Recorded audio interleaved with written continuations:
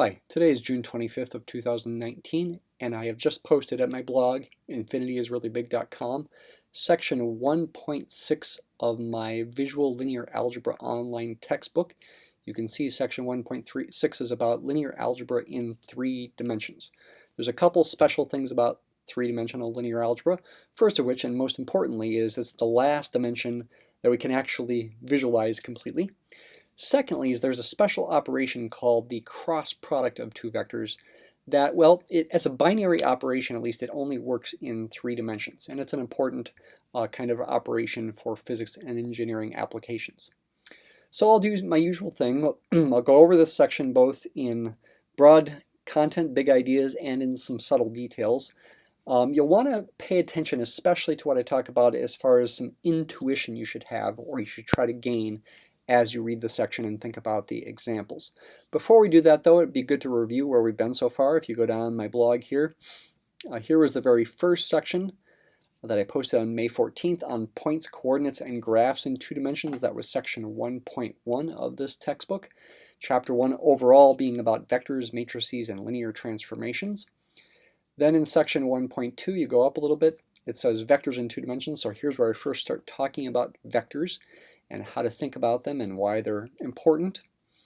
Section 1.3, we move on to what most people typically think of initially when they think about linear algebra. They think about systems of linear equations and solving them. Section 1.4, we talk about a subject near and dear to my heart, linear transformations. These, to me, are the most interesting things in linear algebra. We want to understand linear transformations. Section 1.5 relates those to matrices in low dimensions, 1 and 2 dimensions essentially, though I do talk a little bit about 3 dimensions here. And then finally today, linear algebra in 3 dimensions, we get into that. And we still talk about matrices, we'll still talk about row operations in this section. Those are important operations that help you answer questions about linear algebra in these different situations. Now let's get into the section. The first part of the writing just delves into a little bit of an application. I emphasize first of all that linear algebra is certainly very practical. Here is a practical application. This is supposed to be a traffic network. These are supposed to be one-way streets here. And the numbers, the 20, the 80, the 60, and those letters, X, Y, and Z, represent numbers. Those represent flow rates, okay? How many cars per minute or per hour, or perhaps most accurately, at least with these numbers, how many cars for every 10 minutes. So this road here, there's about 20 cars for every 10 minutes, about 2 cars a minute. Here, this is 80 cars for every 10 minutes, etc. The idea here is we want to figure out what are X, Y, and Z. We want to solve for those unknowns. And the basic principle here in this application is that for every intersection A, B, and C here, the inflow equals the outflow. So for example, at intersection B, the inflow is 80, the outflow is Y plus Z.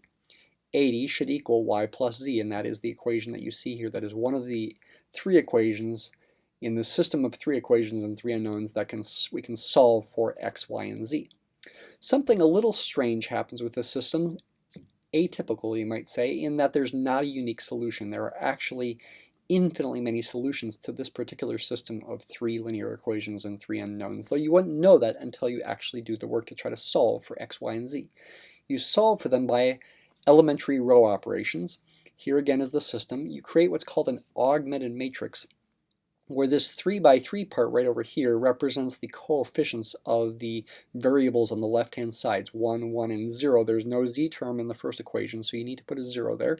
0, 1, and 1, so you see a 0, 1, and 1. 1, 0, and negative 1, you see 1, 0, and negative 1 down here. And then the last column of the augmented matrix is the numbers on the right-hand side, the 20, the 80, and the negative 60. You want to do row operations to this, elementary row operations, of which there are 3 kinds, that correspond to what I call the elementary row operations for the original system. It's nice to think in terms of matrices because we can ignore the variable names, we can also ignore the equal signs, we can just focus on these numbers. Alright, so what you want to do first is you want to get rid of this 1 in the lower left corner. The reason is because that will eliminate the x in that 3rd equation. And how do you do that? You do a row replacement operation, it's called. You want to multiply row 1 by negative 1 and add it to row 3. Negative 1 plus 1 is 0. That will get rid of the 1 in row 3 and make it a 0 like you see here. And that will correspond to eliminating x in the third equation. Okay, so that's a row replacement operation, negative r1 plus r3, and map that result into row 3.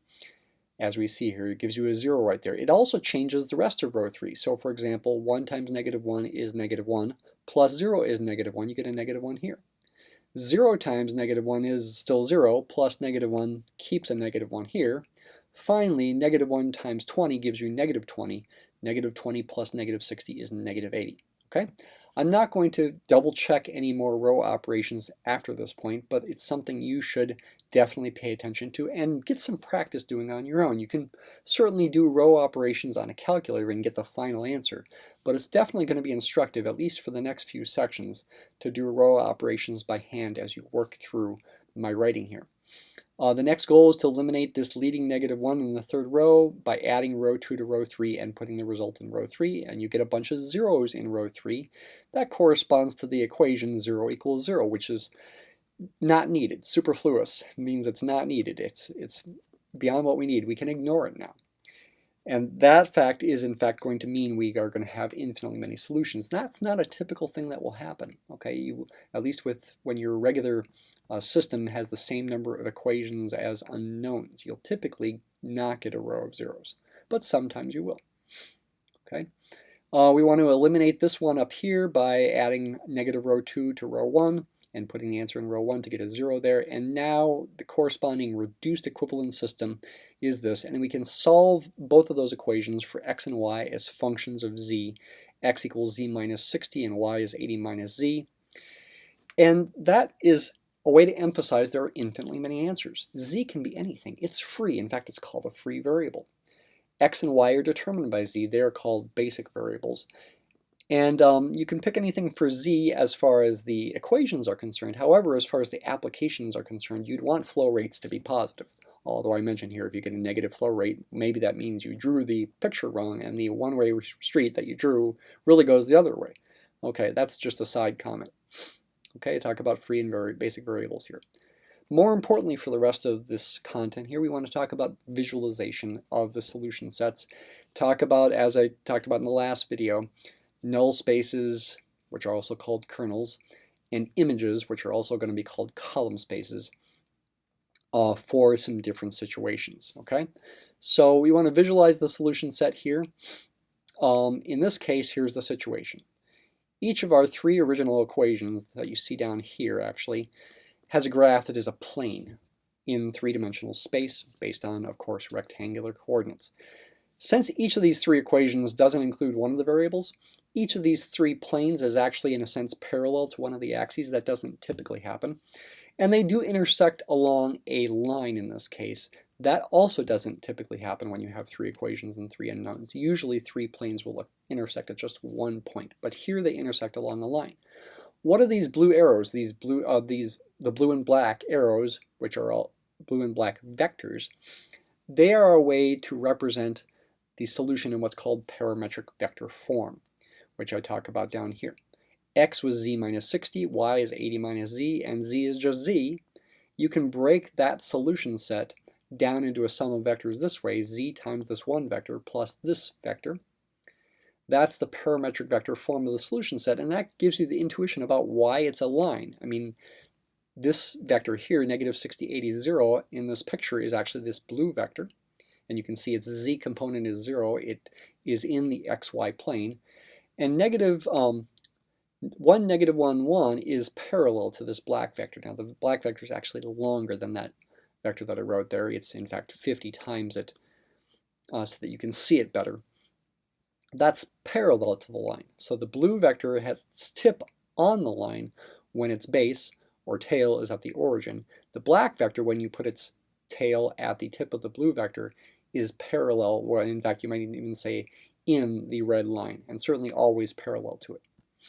So I talk about that here. And to help you see the 3-dimensional nature, I've got a rotation involved. I'm going to look at this to help you see the 3 dimensions a bit better. Okay, so you should, as you look at the picture, you should think about the components of these vectors. Next, I talk about vectors in 3 dimensions a little bit. I don't want to spend much time on this. other than just to say, first of all, the system, well, okay, first of all, there's the particular solution. The V here is a particular solution of the original system, and the W is a solution of not the original system, but a corresponding homogeneous system. Homogeneous means the right-hand sides are all 0. And here's what I don't want to spend a ton of time on, is vector algebra. Okay, you add vectors and multiply them by scalars component-wise. To add two vectors like this, multiply the first components, the second components, or add them, and the third components. For scalar multiplication, multiply the scalar times each one of those components. There's a 0 vector, there are additive inverses. Again, I don't want to spend a ton of time on this. I want to get to more visualizations, but you should realize this stuff is here, and it's important. If you really want to understand linear algebra, not just with this visual approach, but also in a more abstract setting, which is an important goal, you should understand these properties, and you should even know their names. Okay, it's definitely worth knowing the names of these properties that you see here, like the commutative property. U plus V is V plus U. You can switch them around. Okay, this is going to be more important for later sections when we get more abstract with linear algebra. Here's a visual for adding two vectors in three-dimensional space. The sum is going to be in the same plane that the vectors lie in when you put the bases, the tails at the origin here. And it satisfies something called the Parallelogram Law. You can add 3 or more vectors by doing something called the tip-to-tail method. I won't explain it other than just to show you this picture. And note that the blue, red, and green vectors are all being lined up tip to tail. The magenta, pink vector is their sum. Dot products can be defined for three-dimensional vectors, and therefore you can also find the angle between two three-dimensional vectors. The dot product is a similar kind of thing that we saw in the first section about vectors, which was section 1.2. You can talk about the length or magnitude of vectors in terms of the dot product that you see here. Bunch of properties it satisfies, and here is the angle equations that are useful for finding the angle between vectors, including three-dimensional vectors. Here's something new though, that's the cross product. I haven't talked about cross product before other than the beginning of this video, and I did say it's special for three-dimensional vectors.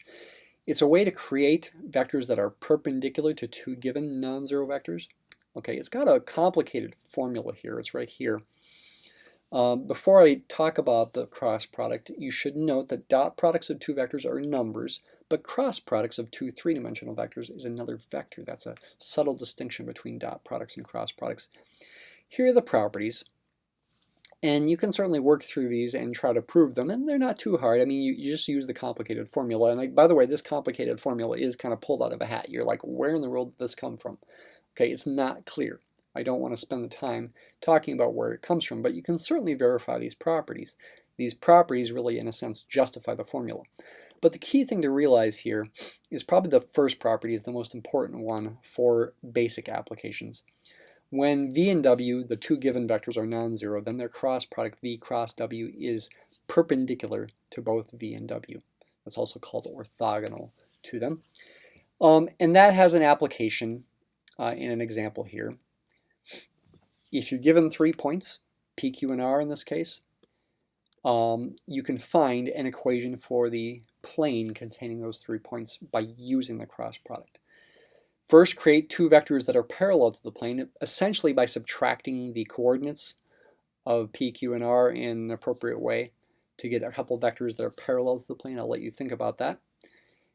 And then their cross product, being perpendicular to both of them, will also be perpendicular to the plane they are parallel to. That's called a normal vector for the plane. And that allows you, by thinking about dot products, actually, to come up with an equation for the plane. You'd want the normal vector dotted with any vector parallel to that plane to be 0, because when that dot product is 0, that means those vectors are perpendicular, 90-degree angle between them. And that's what I talk about here, and here's a picture for the situation, though I've scaled the normal vector down by a factor of 2, so you can get a nicer picture. All right, now we get into the most important part, really, of the section, and that's really to relate it to the preceding section and also to motivate what's to come in sections that will soon follow. Matrices and linear transformations. In the previous section, it was in low dimensions, 1 and 2 dimensions, essentially. Here we're talking about matrices and linear transformations in 3 dimensions. And I talk about generalities here first, and then I talk about a couple examples. And here's really the key place where you want to get some intuition. Besides just doing the calculations, following what I do here, you want to get some intuition. So I talk about different situations. So first of all, we got linear transformations from R to R3, from 1-dimensional space to 3-dimensional space. Okay? Linear transformations are very special kinds of functions. They don't do things that are too weird, you might say. They are relatively well behaved. Because of that, it should be intuitive that if the domain is 1-dimensional, the image can't be 2-dimensional, for example. It's going to have to be 1-dimensional or perhaps 0-dimensional. Maybe everything, for example, gets mapped to the 0 vector. In fact, if your matrix capital A here, which is a column vector, was all zeros, that would be the situation where everything is getting mapped to 0. The entire real line is getting mapped to just the 0 vector in 3-dimensional space. That's not typical. Usually the image is going to be a 1-dimensional line. In fact, it's going to be a line to the origin. That's some intuition. Okay? The linearity guarantees that the image will go through the origin. This is all hinting at the idea of something called a subspace, which is going to be important in later sections. So typically such a linear transformation is going to be a line. In fact, it's a parametric curve that will be a line. If one of these 3 things is non-zero, it will be a line through the origin. That's going to mean it's going to be 1-to-1 actually. That's not, I haven't proved that, but that will be true. The null space, the kernel, will be just 0. That's the only thing that will get mapped to the origin when at least one of those 3 numbers, A, B, and C, is non-zero. And furthermore, of course, like I just mentioned a minute ago, it can't possibly be onto. Mapping 1-dimensional space into 3-dimensional space, there's no way you're going to get onto 3-dimensional space. Okay? Typically, the null space will be just 0, and the image will be a line to the origin. That's also called the column space. Terminology to be explained in later sections, and in fact, even in this section a little bit. I will talk about why it's also called the column space. Next case, linear transformations from R2 to R3, from the plane to 3-dimensional space. Again, linear transformations are relatively simple behaved. There's no way you can take a 2-dimensional domain and map it onto a 3-dimensional codomain. Okay? There's no way such a linear transformation could be onto. But in all likelihood, it will be 1-to-1. Typically, for random matrices here, capital A, it will be 1-to-1. It won't always be 1-to-1. When will it be 1-to-1? It'll be 1-to-1, it turns out, when the columns of A as vectors, if they're non-zero, say, are not along the same line, not parallel. They're going to span a plane. That's related to another picture that I showed you earlier.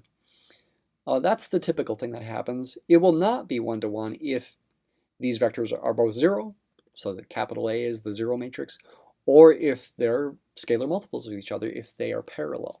Then this linear transformation will not be 1-to-1. That's just a summary of the intuition that you should be thinking about here.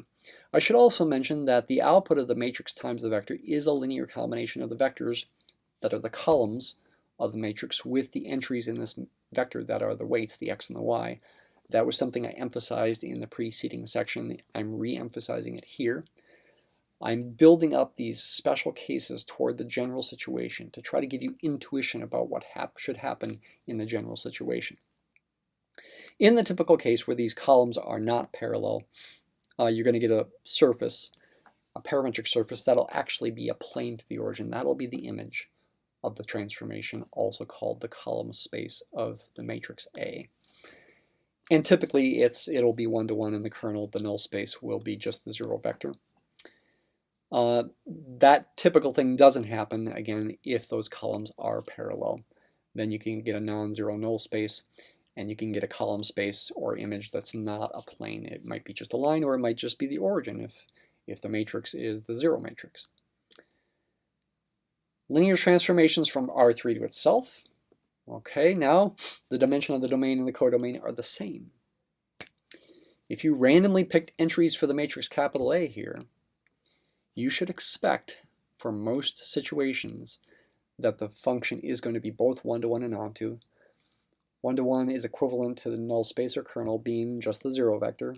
Onto is equivalent to the image or column space being all of the codomain, R3 in this case.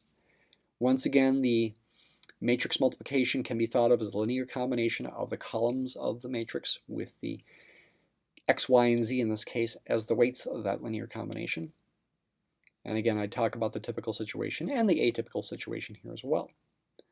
I also emphasize something that's an important theorem called the rank nullity theorem, or just rank theorem for short. In fact, I usually just call it rank theorem. That essentially says the dimension of the null space plus the dimension of the column space, kernel and image, have to add up to, in this situation, 3, which is the same as the dimension of the matrix, 3 by 3 matrix. Interesting. It actually generalizes to non-square matrices as well. A little hint of a more important abstract theorem. Hang with me here. Got some other things to show you at the very end, some examples to go through. Linear transformations from R3 to R2. Again, talking about intuition. Now you're mapping a higher dimensional space to a lower dimensional space. The domain is R3, three-dimensional space. The codomain is two-dimensional space. Typically, such a function, such a linear transformation is going to be onto, okay? Because you're like shrinking it down to a lower dimensional thing. And also, typically, in fact, you'd say all the time, it's not going to be one-to-one. The kernel can't be just the zero vector. The kernel, the null space, has got to be at least one-dimensional. And that's what I talk about here briefly, okay? This is a briefer little section here. Similar kind of discussion here, and by the way, also focus on the linear combination idea. Going from R3 to R, collapsing the dimension. It definitely can't be on one-to-one. Typically, it's going to be onto. Row operations can be used to answer questions about the null space and whether it's one-to-one and onto. Let's consider a couple examples, and that finishes off this section. So here's an example. Mapping two-dimensional space into three-dimensional space with a 3 by 2 matrix. Notice the dimension of the matrix. You reverse the dimensions of the domain and codomain. Two-dimensional input, three-dimensional output. To find the null space, it's equivalent to solving this system of equations where it's a homogeneous system, the right-hand sides are 0. We can use row operations to find the null space.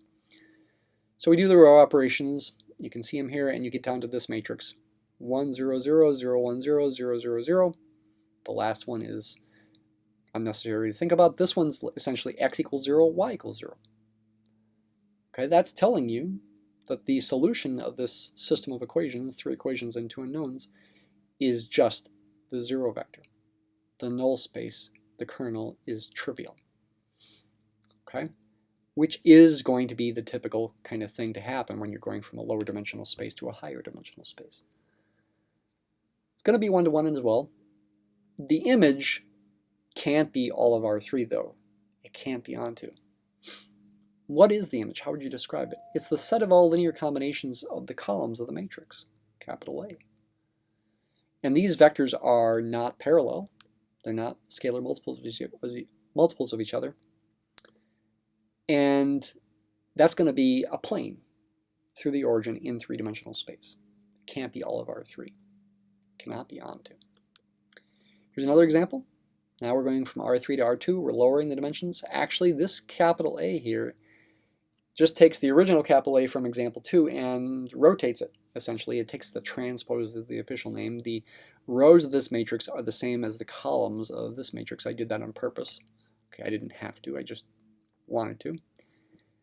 To show you it is a different transformation, we're taking three-dimensional input and giving you a two-dimensional output. The null space is still found by solving a system of homogeneous equations where the right-hand sides are 0. Use row operations. Now you are going to get a null space that can't be trivial. It's got to be more than just the 0 vector because you're going to a lower dimensional space and squishing it down. More vectors are going to get mapped to 0. And in fact, it's going to be a system with infinitely many solutions that we can write in parametric vector form like this.